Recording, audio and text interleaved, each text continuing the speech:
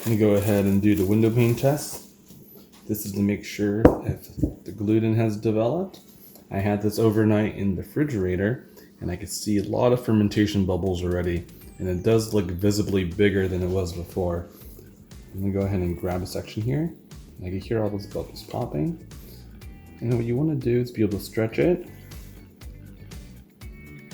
without it breaking, just like that. That's pretty good.